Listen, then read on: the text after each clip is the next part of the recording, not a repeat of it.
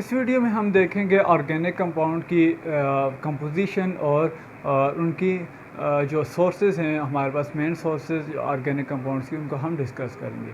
तो मैंने आपको डेफिनेशन में बताया था कि हम जो है जनरली ऑर्गेनिक कंपाउंड में कार्बन कंटेनिंग कंपाउंड्स को डिस्कस करते हैं, लेकिन कार्बन के साथ साथ जो नेसेसरी चीज़ होती है वो हाइड्रोजन भी होता है। तो इस वजह से हम जो है study of hydrocarbon is called organic chemistry या study of hydrocarbon and its derivative is called organic chemistry. इसके अलावा कार्बन और हाइड्रोजन के अलावा इसकी कंपोजिशन में जो है वो ऑक्सीजन भी मौजूद हो सकता है, नाइट्रोजन भी होता है, फास्फोरस भी है और सल्फ़र भी है। ठीक है, तो कुछ कंपाउंड जो है वो कुछ एलिमेंट जो हैं वो ट्रेस अमाउंट में मौजूद होते हैं। लाइक अगर हम फास्फोरस और सल्फ़र की बात करें तो कुछ जो हैं ऐसी क्लासेस है जिनमें ये सल्फ़र भी पाए जाते हैं। इसके अलावा ऑक्सीजन और नाइट्रोजन भी है, most of the organic compound में एग्जिस्ट करते हैं। लेकिन जो जनरली इसकी कंपोजिशन होती है वो दो मेन एलिमेंट्स है, कार्बन एंड हाइड्रोजन। तो ये इनकी जनरल कंपोजिशन है। अब अगर हम इसकी सोर्सेज में आएँ, ठीक है, तो सोर्सेज में जो इनकी मेन सोर्सेज हैं वो लिविंग ऑर्गेनिज्म हैं, लेकिन इसके अलावा हम इसको नॉन लिविंग मटेरियल से भी हासिल कर सकते हैं। नॉन लिविंग में हमारे पास क्या आ जाएगा, कोल। ठीक है, और कोल जो है वो आप कह लें कि एक लिविंग ऑर्गेनिज्म ही से हम लेते हैं। चूँकि प्लांट की डिकम्पोजिशन होती है तो उस वजह से हमारे पास कोल जो है और डिफरेंट फॉसिल फ्यूल जो है वो हमारे पास आएंगे। तो कोल हैं, ठीक है। फिर इसके बाद प्लांट्स एंड एनिमल्स हैं, ये हमारे पास जो हैं वो इसकी मेन सोर्सेज हैं।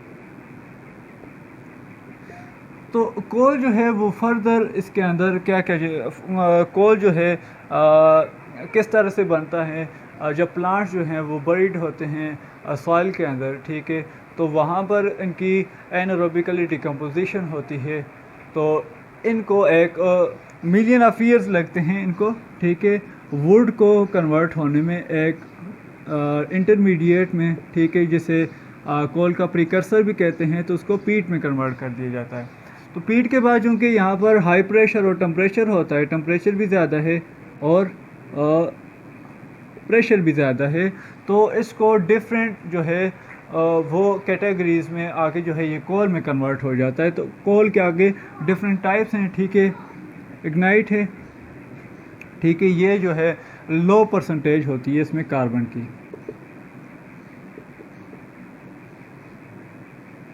और इसके अलावा जो है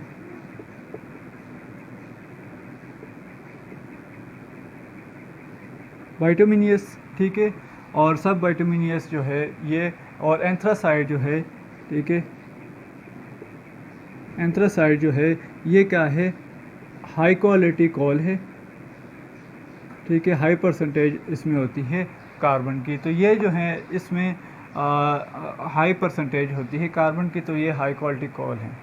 तो कोल जो है आगे डिफरेंट जो है प्रोडक्ट्स जो है से होता है, इसमें पेट्रोलियम आ जाती हैं, ठीक है। इसके अलावा जो फॉसिल फ्यूल्स की जो और सोर्स हैं उसमें पेट्रोलियम है, पेट्रोलियम जो है इसके बाद और नेचुरल गैसेस है, ठीक है। तो फॉसिल फ्यूल्स की अगर हम बात करें, ठीक है, ये सारे एक ही कैटेगरीज में आएंगे फॉसिल फ्यूल्स में, ठीक है।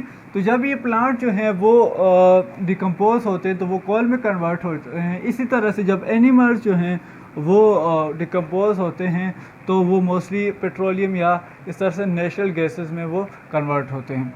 तो पेट्रोलियम जो है, ठीक है, पेट्रोलियम जो है पेट्रा कहते हैं रॉक को, और इलियम कहते हैं ऑयल को, ठीक है। तो इसको हम रॉक ऑयल भी कहते हैं, क्योंकि ये चट्टानों से एक्सट्रैक्ट किया जाता था, रॉक से निकाला जाता, तो इस वजह से इसको पेट्रोलियम, पेट्रा मीन रॉक, चट्टान, और ओलियम मीन ऑयल, तो इसको रॉक ऑयल या पेट्रोलियम भी कहा जाता है। इसके अलावा इसको क्रूड ऑयल, ठीक है, क्रूड ऑयल, और इसके अलावा इसको ब्लैक गोल्ड भी, क्योंकि इसकी इम्पोर्टेंस जो थी वो इंतहाई ज़्यादा है, तो इसको ब्लैक गोल्ड भी कहा जाता है। तो ये जो है डार्क विस्कस लिक्विड होता है, ठीक है, डार्क विस्कस लिक्विड होता है, और इसकी जो स्मेल होती है वो अनप्लीजेंट स्मेल होती है, ठीक है, इंतहाई चुभने वाली इसकी स्मेल होगी। और इसके अंदर जो कंपोजिशन में आ जाएं पेट्रोलियम की, तो इसमें मोस्टली जो हैं अल्केन्स पाए जाते हैं, ठीक है, अल्केन्स होते हैं, साइक्लो अल्केन्स हैं, और इसके अलावा कुछ एरोमेटिक्स कंपाउंड भी इसके अंदर पाए जाते हैं। तो ये जो है इसकी पेट्रोलियम की कंपोजिशन है, ठीक है। अच्छा, इसके अलावा जो तीसरी सोर्सेज है इसमें फॉसिल फ्यूल में, वो है नेचुरल गैस, ठीक है।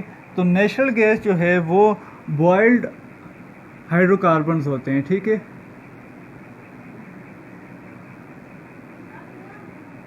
तो नेचुरल गैस जो है ये बॉइल्ड हाइड्रोकार्बन्स या बॉइल्ड जो अल्केन्स होते हैं वो होते हैं, ठीक है। तो ये चूँकि बॉइल्ड होते हैं, जिस वजह से इनको हम इनका जो फेज़ होगा वो गैसेस में होगा, ठीक है, गैसियस फॉर्म में होती है। तो जनरली जो टर्म हम रिस्ट्रिक्ट करते हैं नेचुरल गैस और पेट्रोलियम को अलग-अलग से, लेकिन जब हम वाइडर सेंस में आते हैं तो दोनों को एक ही कैटेगरीज में इंक्लूड करते हैं।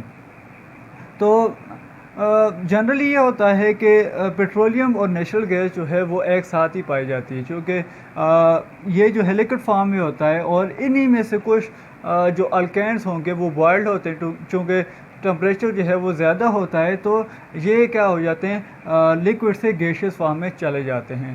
तो ये जो है नीचे जो है लिक्विड मौजूद होता है, उसके ऊपर जो है जो दूसरा फेज़ होगा, लेट्स सपोज ये पेट्रोलियम है, और ऊपर जो इसका बेड होगा वो किसका होगा, गैसेस का होगा, ठीक है। तो ये गैसेस होगी नेचुरल गैसेस, ठीक है। तो ये नेचुरल गैस जो है इसके ऊपर एग्जिस्ट कर रही होती है। तो जनरली ये दोनों किसी भी जो रिजर्वर होगा उन दोनों में ये एक साथ एग्जिस्ट कर रही होती हैं। अच्छा, इसकी कंपोजिशन में आते हैं। तो नेचुरल गैस की जो कंपोजिशन है उसमें जो मेन है वो मीथेन है, ठीक है। मीथेन, प्रोपेन एंड ब्यूटेन जो हैं, ये इनकी परसेंटेज जो है वो ज़्यादा होती है। मीथेन के अबाउट 85% जो है वो कंपोजिशन होती है। इसके अलावा जो है प्रोपेन और ब्यूटेन जो है वो भी ज़्यादा मकदार में पाए जाते हैं। तो ये नेचुरल गैसेस ही।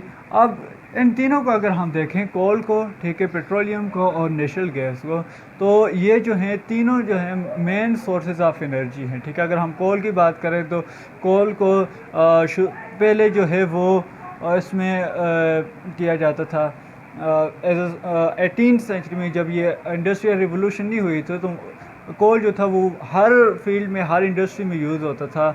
इसके अलावा इसको रेलवे में जो इंजन कंबशन के लिए यूज़ किया जाता था। इसके अलावा अब भी इसको इलेक्ट्रिसिटी प्रोड्यूस करने के लिए यूज़ किया जाता है, थर्मल प्रोडक्शन के लिए, थर्मल एनर्जी प्रोडक्शन के लिए इसको यूज़ किया जाता है। दूसरा, पेट्रोलियम की तरफ अगर हम आएँ तो पेट्रोलियम में डीजल एंड पेट्रोल आते हैं, ठीक है, केरोसिन ऑयल आते हैं। तो ये जो हैं ये भी as a source of energy हैं। डिफरेंट जो व्हीकल्स हैं ट्रांसपोर्टेशन में यूज़ होते हैं, तो ये डिफरेंट फॉर्म में यूज़ होती हैं। और नेचुरल गैस जो है वो इसको इलेक्ट्रिसिटी प्रोड्यूस करने के लिए भी यूज़ किया जाता है, और घरों में भी यूज़ किया जाता है, और एज अ फ्यूल भी यूज़ किया जाता है ट्रांसपोर्टेशन के लिए। इसके अलावा जो है वो दूसरी जो सोर्स है वो प्लांट्स एंड एनिमल्स है, ठीक है। प्लांट्स एंड एनिमल्स, चूँकि शुरू में जितने भी ऑर्गेनिक कंपाउंड्स थे हमें पता है कि वो प्लांट्स और एनिमल्स से एक्सट्रैक्ट किए गए थे, तो इस वजह से इनको ऑर्गेनिक कंपाउंड्स का नाम दिया गया है। तो डिफरेंट हार्मोन्स होते हैं एनिमल्स के अंदर, डिफरेंट तरह के जितने भी एंजाइम्स हैं, ठीक है, आप एंजाइम्स की बात कर लें, तो ये सारे के सारे जो हैं वो जितने भी प्रोटीन्स हैं वो सारे के सारे ऑर्गेनिक कंपाउंड्स हैं। इसी तरह से अगर हम प्लांट्स की तरफ देखें तो प्लांट्स में जो सेल्यूलोज होता है, जो पेपर आप यूज़ कर रहे होते हैं, ये भी सारे के सारे जो हैं वो ऑर्गेनिक कंपाउंड्स हैं। तो इसकी जो सोर्सेज हैं वो प्लांट्स हैं। और इसी तरह से डिफरेंट जो है वो प्रोडक्ट्स जो लेते हैं प्लांट से हासिल करते हैं, वो सारे के सारे जो है वो ऑर्गेनिक कंपाउंड्स हैं।